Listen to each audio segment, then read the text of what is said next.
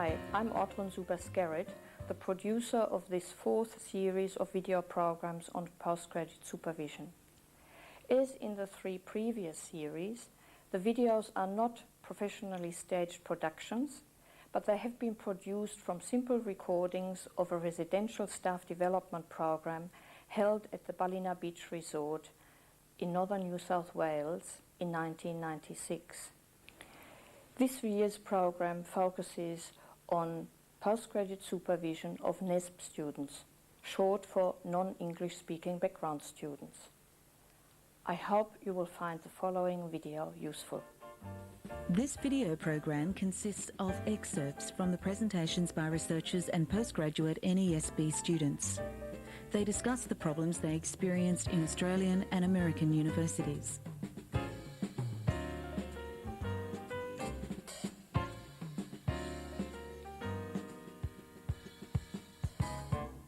I'd like to introduce Tanya Asplund, who is a PhD student within the Graduate School of Education at the University of Queensland. Her research interests focus on generating better practices in the areas of culturally responsive teaching, supervision and learning within the emerging culture of the new university context.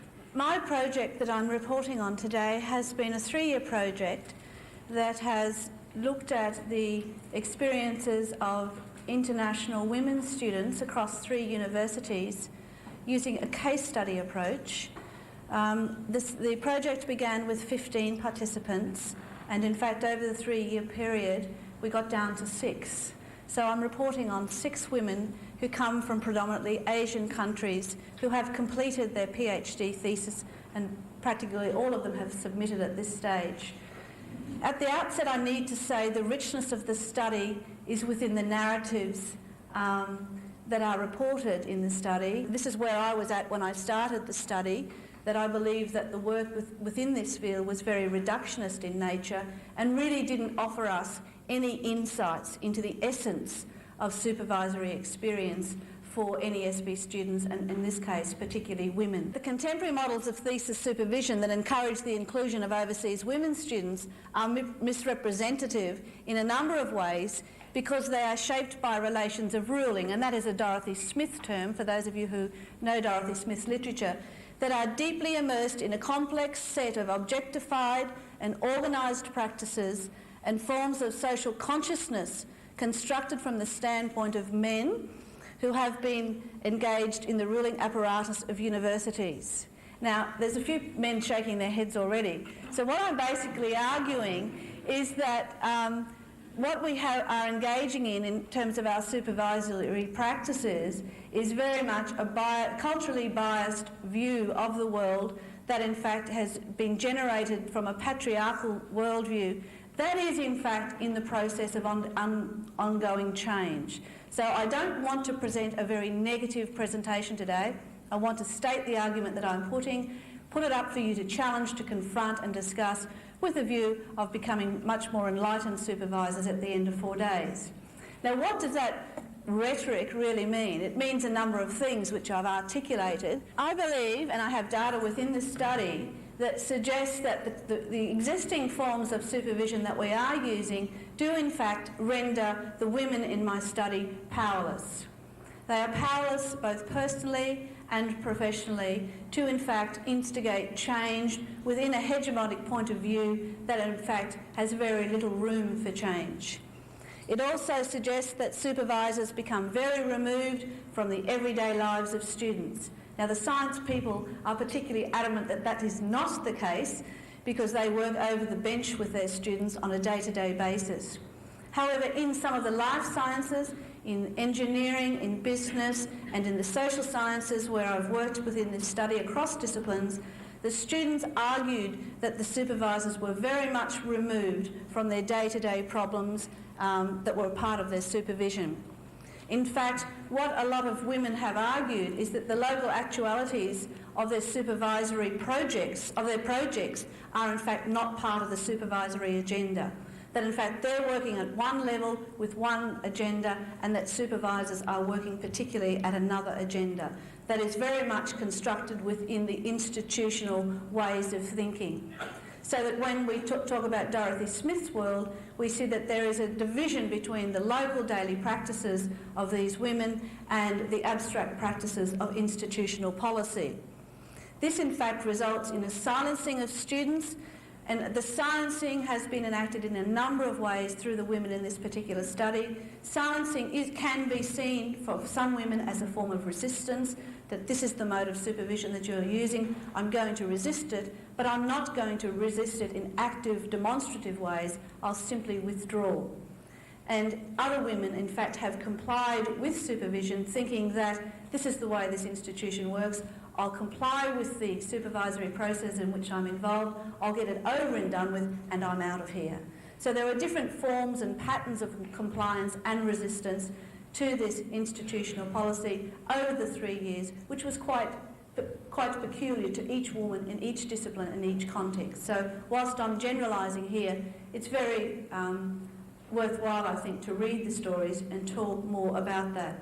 I thought just to share some of the dilemmas which are implicit in those stories, and I have reported the stories using a dilemmas framework, we can see examples such as this.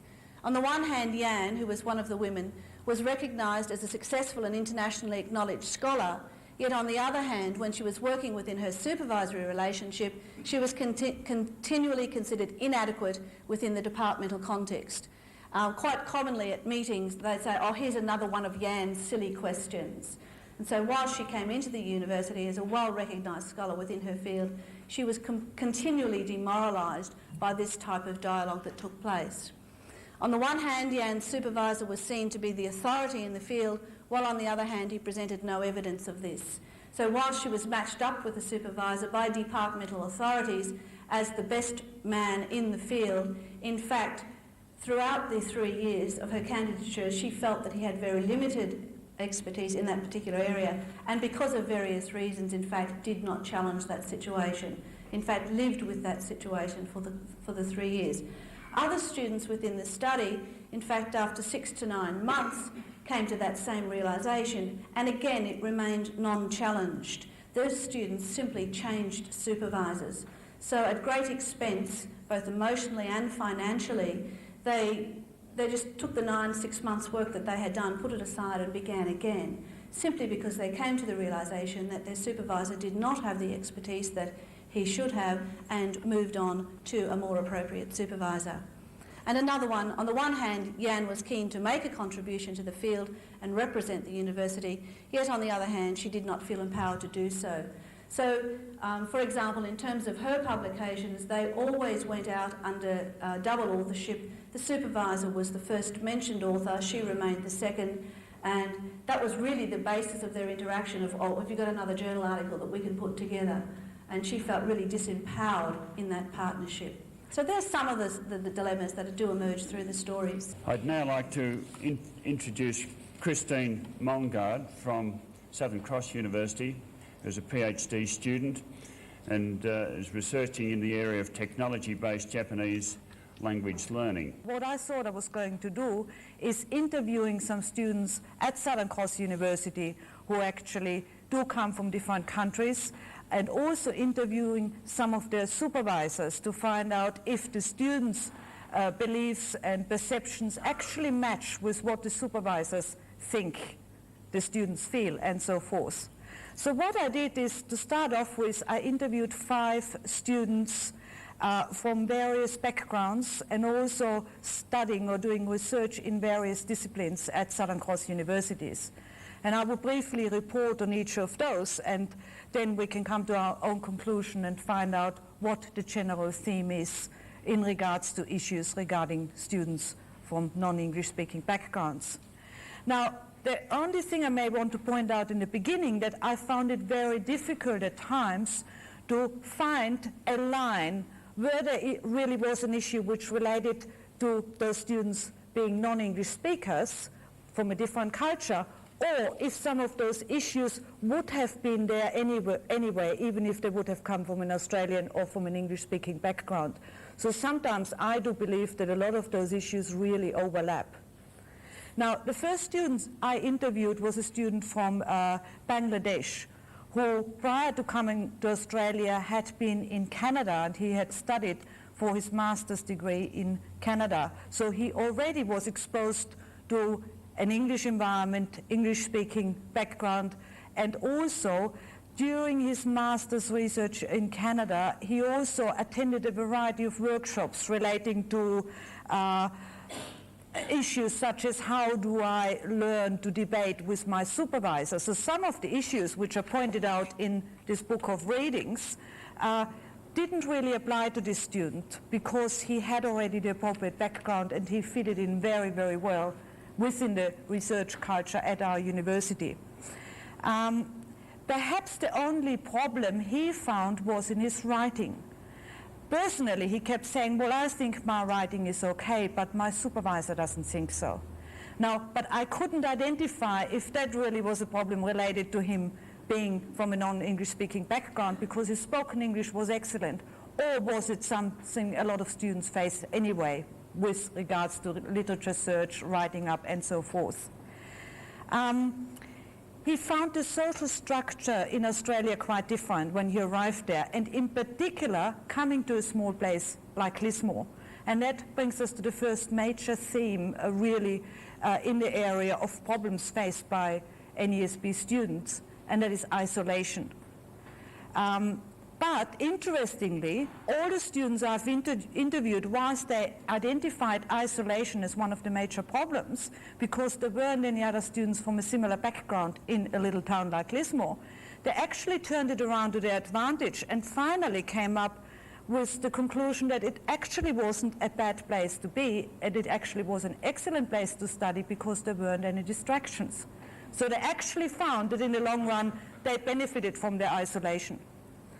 The other problem this particular student, I believe, faces is an issue related to him coming from another country where the first time he went overseas, he left his family behind and, of course, experienced problems because of it. This time he brought his family with him and he also experiences problems because of it. So it doesn't matter sometimes which way the student goes, the problems always will be there. He finds that overall his expectations have been met by his supervisors, and he's got 3 supervisors. 2 of those supervisors he regards as highly understandable towards his culture, his non-English speaking background, and perhaps to some degree that also relates to a smaller university in a smaller town where I found that supervisors do tend to spend a lot of time, not just in the university setting, but also outside the university setting, to help the student to feel at home at a place like Lismore, to make him feel at ease, to introduce him to other staff members, to other students, and so forth. So all students expressed this particular issue and said that they were very pleased that they actually were felt very, very welcome. Also, all of the students I interviewed felt it wonderful that there was this relative, the very friendly nature in a university culture in Australia, that there wasn't a big distance between supervisor and students like you find in a lot of Asian countries. The second student I interviewed was from Indonesia. He also is a science student. He had some problems related to his English, because he hadn't been to another English-speaking country beforehand. He came to Australia a few years ago for 6 months and then came back this year when he finally started his research in January. And you could actually understand when you communicated with him that there probably were some problems still related to the issue of language. Now, how do you solve a problem like that? We'll talk about it later on anyway. But in general, he also expressed that probably the worst time of his life was the first 2 weeks in Lismore. He said it was absolutely horrible. He didn't know anybody. Whilst the university helped him very much to settle down, he still felt totally isolated. He didn't know with whom to talk to in the evening and so forth. But a few months down the track, he says, well, it's actually very great because I can study a lot.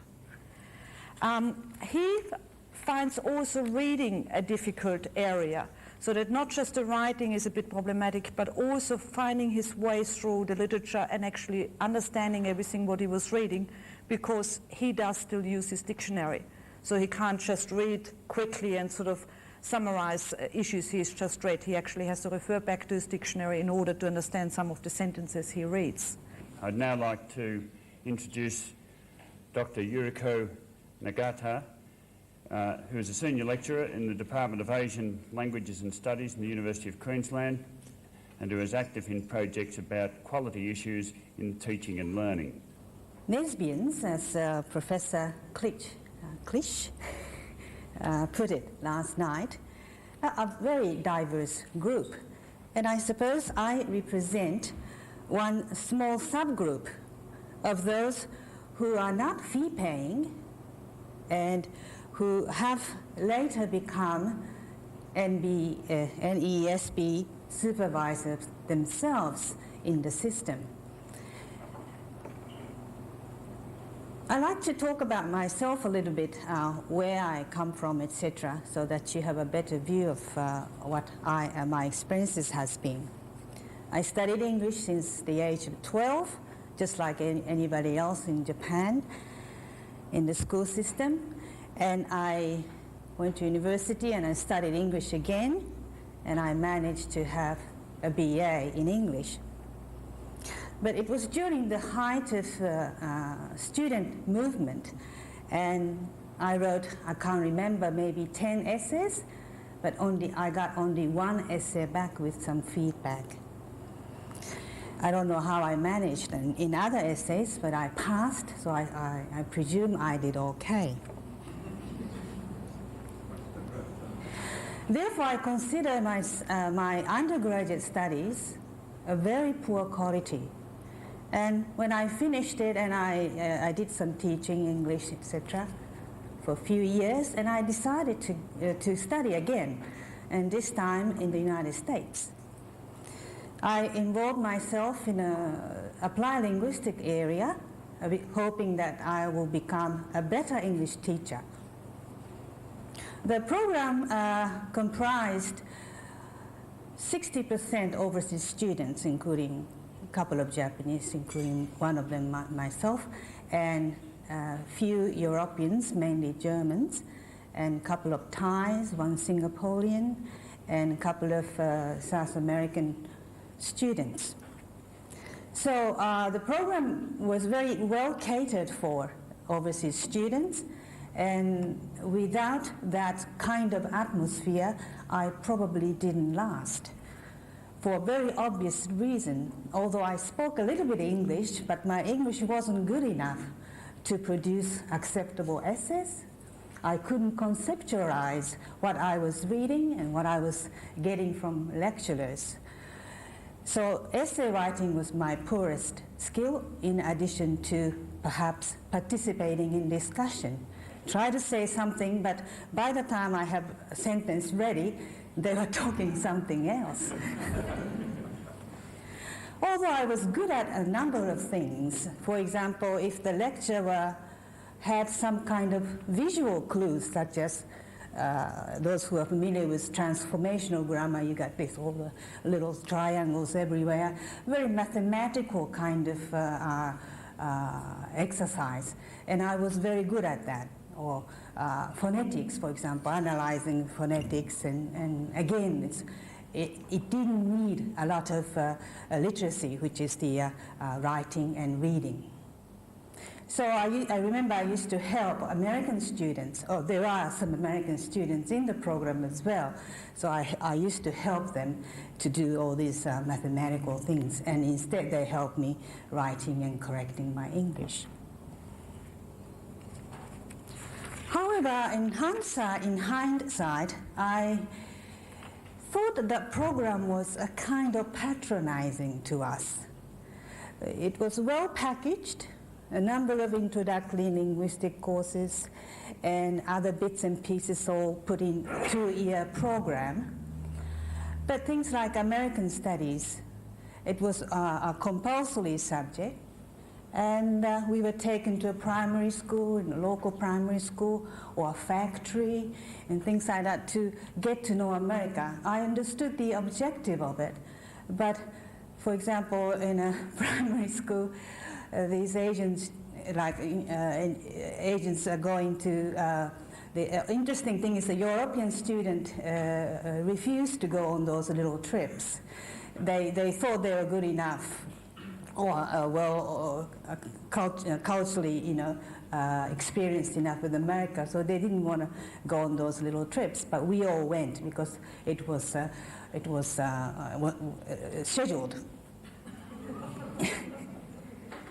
And one principal of a primary school talking to us and showing this fantastic printing machine in his mind and talking to us, do you have this kind of fantastic or wonderful printing machine? Very in a slow, very loud voice, as if we didn't know what he was talking about. And we all kept sort of nodding, smiling, and in our minds we said, we have a better one than that.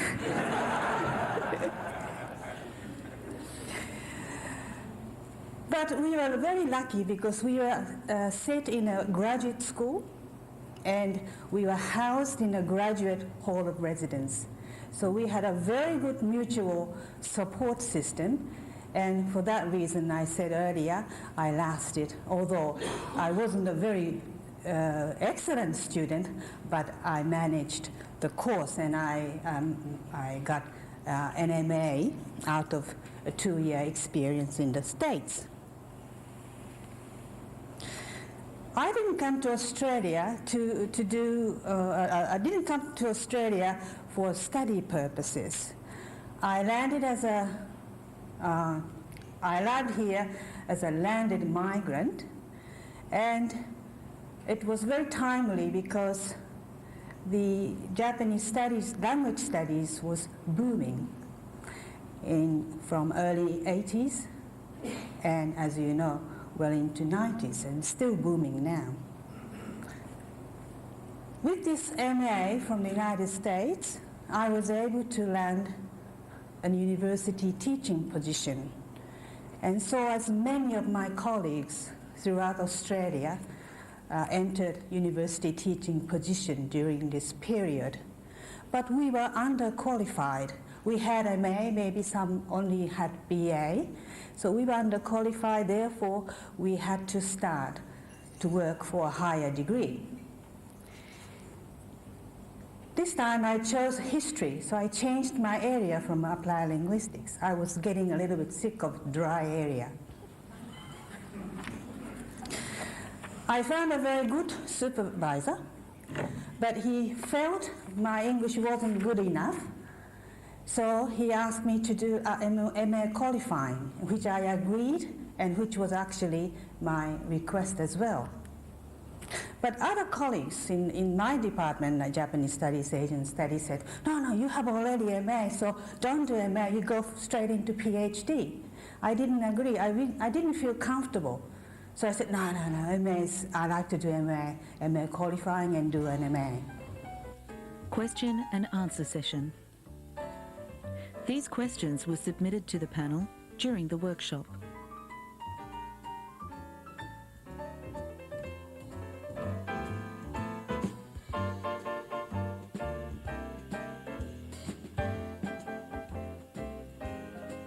I knew a French national was writing a PhD thesis in French in the Romance Languages department. One of my colleagues wanted to write her thesis. The topic was Japanese literature, naturalist, anti-naturalist kind of topic. And she wanted to produce it in Japanese, but she wasn't allowed.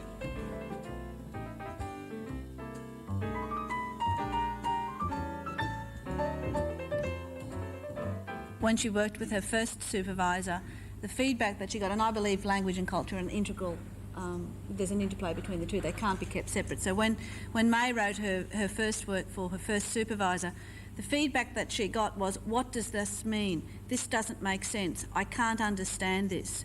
So in a sense, the feedback that was being given to her was in fact not constructive. It was critical. It was a criticism of her work, and she didn't understand what it was that the supervisor didn't understand. And in fact, there wasn't a dialogue about the feedback. It was simply written feedback that passed from one to other. When she met up with her second supervisor, and she was the woman who threw away her work after 6 months. She said to her supervisor, "I write round, I think round. You think square, you write square. Teach me how to make the move from round to square." Now that was a tremendous demand on the supervisor, but the item was put on the agenda, and and I don't want to move into the solutions panels, but just some food for thought, those two worked together initially on 500-word passages that were all contributing to the final document, but in a far more constructive way, where May would write in her natural way, and in fact which was fairly descriptive and offering summaries of what was in the literature. The supervisor would take 500 words of that and say, now we need to work on this. If you want to learn to write square, which is important in presentation of the thesis, you need to start to use these sorts of strategies, you need to start to use these sorts of constructions. Now I'm not a literacy person, but that was a very effective support for her that in fact took place for the first 12 months of the candidature, but then she moved on and became an independent lesson because she was so receptive and wanting to learn of these particular strategies. And she talks about in the data this notion of building bridges. And she said that initially they take a long time to build those bridges, but in fact the fruition, the products that come with that building of bridges are worthy for both people, both the Australian supervisor and the Chinese student. I agree with your comment when you said that the supervisor is not there to teach English. I mean, logically, that shouldn't be a job as a supervisor, but on the other hand, I think the supervisor needs to correct bad English. And here I actually can go back to my own experience when I came to Australia in the first few years, and I wasn't in an academic environment, but I asked people to correct me when I made mistakes, and people said, why should I? It sounds nice.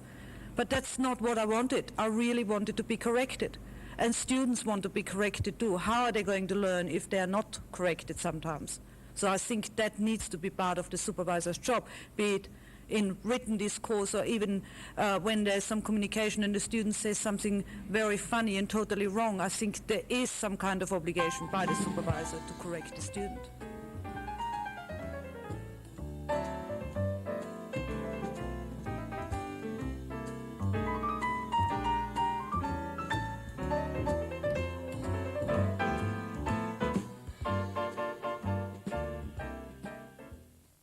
What I also would like to perhaps stress out there, it is interesting to see that probably a lot of students from Asian backgrounds do that more, that they think, even after years of stay in Australia, that they still think in their own language, whereas a lot of European students much earlier switch over and think in English. And that is partly due to the fact that a lot of those students come with their families and mix with their own people much more. And then they find it actually difficult to switch from one culture to the next and don't adjust it quickly. Whereas if you are immersed in the Australian culture, in the English language, you don't have that problem for a very long time. I think it's that point of immersion that is so significant in the long term for many of our NESB students. In the long term of the candidature, it's becoming emerged in the culture of the university, in the culture of the discipline, in the culture of perhaps the supervisor-student relations. That's not happening for many of them, and that's what I call in my work that institutional marginalisation, that they are kept on the outside. They are located outside the culture by people within the culture, and I think we could really turn a lot of our supervision around by making very conscious moves to reconstruct our thinking about how we immerse our students far better within the culture in which we're working than from the outside.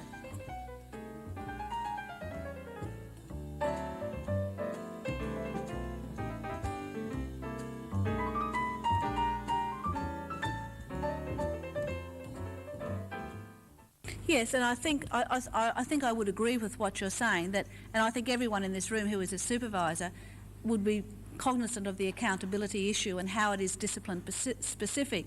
And Hayden and Perry have really generated some very interesting literature, and Sharon Hayden, is it Sharon Hayden? Perry is actually looking at specific genres within disciplines at the moment, and I think that work's going to be very interesting. And whilst I take that on board, I think that it's the process of how we get to that end point. Might I add that 3 of the 6 women who've completed their thesis have argued that it wasn't very valuable as an exercise. In terms of the research that they have projected, they felt that they have not learned anything, and in fact, in terms of an international standards, they are very embarrassed about the project that they have submitted. So whilst I take on board that there is a responsibility by the supervisor to generate a specific discipline style within that thesis, their feelings about studying in Australia and generating a thesis that is worthy of international respect is very negative. And I guess that the long-term implication is an important one for us in Australian universities. If that type of message is going home to those countries, I think it's something that's worthy of being addressed at this stage.